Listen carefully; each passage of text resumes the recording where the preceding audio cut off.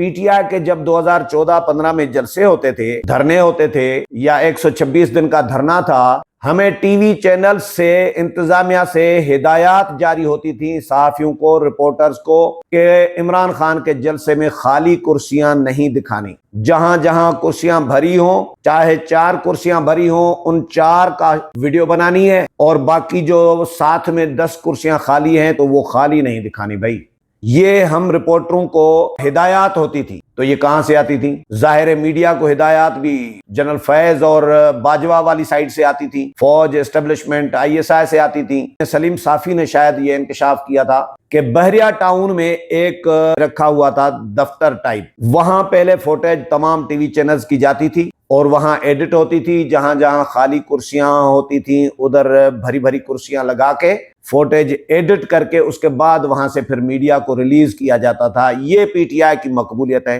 جو P T I اپنے آپ کو مقبول سمجھ رہی ہے، یہ تو مقبولیت کا حال ہے ان کا ان دنوں میں بھی، اب تو کہانی مک چکی ہے پی ٹی آئی کی۔